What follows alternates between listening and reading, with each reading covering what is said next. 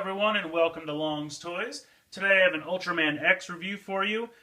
This is the first couple Ultra X Spark Dolls. Basically, there's two lines. There's the Ultra Hero line and the Ultra Monster line. And the Ultra Hero line is all the forms of Ultraman X. So today we'll be taking a look at number 2, which is the Gamora Armor. Obviously, normal Ultraman X is number 1, which we saw with the X Divisor. Number 3 is the Eleking Armor. Number 4 is the Bemstar Armor. Number 5 is the Zero Armor. And number 6 is the Zet Tong Armor. So this is 2, 3, 4, 5, and 6. The reason all their arms are out right now is because they all come with a little cardboard booklet type thing, as you can see, attached to them. And that's how they sell them. That's how, if you buy it in a store, they can scan it, because obviously, without that, how would they know what to charge you? So, with these things on the back of their heads, they're a little heavy, so I had to put their arms out so they would stand. So what I'm going to do real quick is go ahead and cut all those things off. See what I'm talking about? And we'll take a look at the individual Spark Dolls. So I just want to take a quick look at each one individually before we move on to like the sounds and everything they do with the X Divisor. Up first here we have Ultraman X with the Gamora Armor, or Gamora Armor, however you pronounce it. And as you can see, there's a decent amount of paint on these things. For being a relatively inexpensive vinyl doll, or, you know, vinyl figure, however you want to say it, they're very nicely painted. I really like them a lot. I really love the color scheme of Gamora as well, with the dark and light blue. I think that looks really good. Then you have the G painted on the side for Gamora. It's pretty sweet. Articulation-wise, the head does not move. Arm can move all the way around. And then he has some waist articulation. Legs are solid. So that's really all you're going to get. Vinyl dolls are fairly simplistic, but they're very nicely detailed. I think they do a nice job of painting them. I think that's kind of their way of making up for not having much articulation. But if you're just looking for a nice representation of the character that's fairly inexpensive, I think these are pretty nice. So I'm going to put him off to the side, and then we'll take a look at number 3, which is Ultraman X in the Eleking Armor. This guy doesn't pop as much visually, I think, because Eleking's colors are kind of mostly gray as well, so it kind of just bleeds into Ultraman X's normal color scheme. But you can see there's kind of a representation of Eleking's head on the side here. At least I think that's what it's supposed to be. Kind of, I mean, to me it looks like eyes and a mouth, but that could just be me looking at it and interpreting it that way. As you can see, Eleking gives him a large gun on this hand. Kind of reminds me of Mega Man. But you have an E for Eleking. Same articulation as the other ones. I'm not really going to mention articulation anymore because it's the same on all the figures. So while I do like this guy, I feel like because his color scheme is also kind of gray, this armor kind of blends in to his normal color scheme. Next up we have the Bemstar, which I have to say is a pretty neat color combo. It's kind of a purple, pink, and like a metallic-y blue kind of color here. Kind of a tealish is the word I was looking for. So I like that. With this one, he's got this kind of large shield on the side, on this one arm. No hand underneath, and it just has some spikes, I guess could be used as a weapon. This hand's pretty normal. And if you can see here on the front, there's kind of the makings of the little bird. At least to me, it kind of looks like the bird beak starting to come out of his chest there. Not quite the classic X that the other ones have. But I think he looks pretty neat. Then we have the armor that he gets from Ultraman Zero, and this is what allows him to kind of travel between dimensions on the show. Again, because it's an Ultraman, he has a very similar silverish red color scheme, so it definitely blends in. But he gets this cool kind of little sword spike on his forearm here, which is pretty neat looking. And I do like these kind of jet boosters on his back. A little plain from the back, but the blue here and here I think looks nice. It's kind of a metallic-y blue paint. I like that a lot. He's the only one that mostly wants to... He's still a little back heavy from having this, so you kind of have to put his arms a little forward. But then he'll stand. And last but certainly not least, we have the Zet Tong Armor. I like this one a lot. This is a nice, again, dark color to kind of contrast the normal color scheme. You can see kind of the eyes of the monster here on his chest and then the X. And I really like these shoulder pads, and I like these forearm pieces here, the kind of dark brownish black with the kind of copper coloring here. I think that's a nice juxtaposition. So yeah, I have to say, I think this one looks really good. I like the colors employed here. So now we'll go ahead, now that we've taken a look at each one individually, we'll try them out with the X Divisor.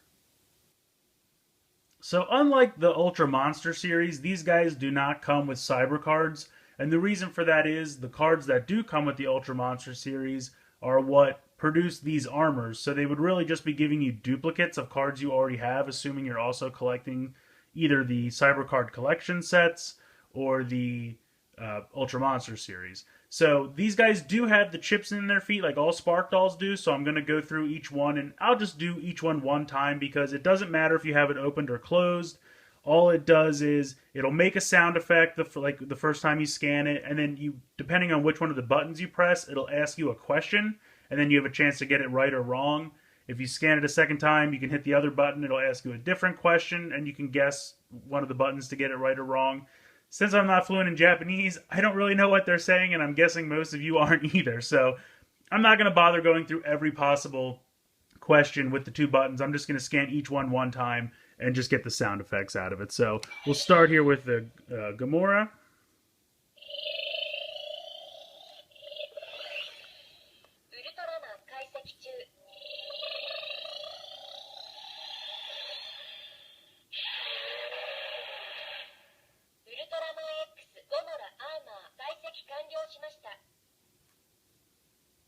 Ultraman X Gamora Armor は味方ですか? 正解です。 Cool, got it right. Alright, so we'll move on to the next one now, the Eleking Armor. Ultraman 解析中。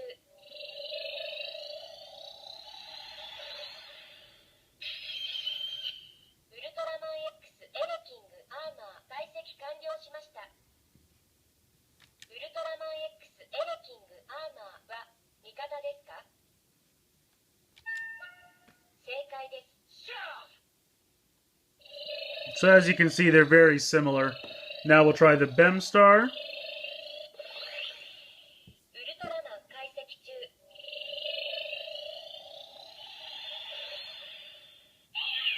Ultraman X Bemstar Armor 解析完了しました。Ultraman X Bemstar Armor は光の国の出身ですか? 正解です。 Man, I'm lucky today. Alright, so next up is the Zero Armor. We did have a card for him in one of the collection sets. I think Volume 2. So that card actually put the armor on him for this.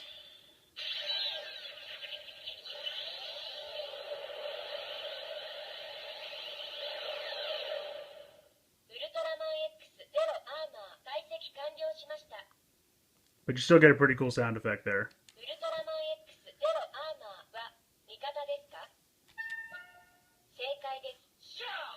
So there you go.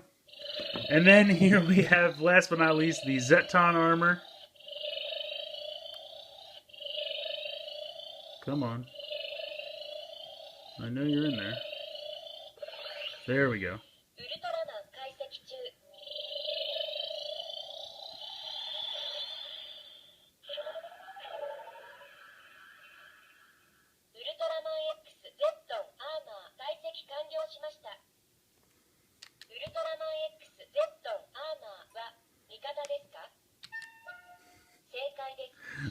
I think every time she asks Ikaga desu ka, you just have to hit the zero button. Or the circle, rather. One's kind of a circle, one's like a play button.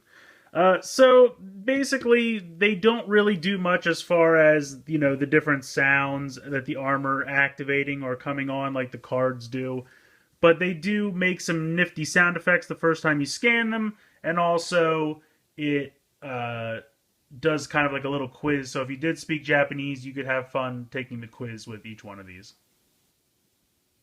So I think these are fun. I mean, they're definitely an inexpensive toy if you're just looking for a cool representation of Ultraman X in his various armors, because they're Spark Dolls, so they're really only like $4.50 to $5 a piece before shipping. If you're on a budget and you had to choose between this line and the Ultra Monster line, I would definitely choose the Ultra Monster line, because those come with cards, so you're getting more playability out of the X Divisor, plus all the monsters are totally cool, the design and everything, they're all well done.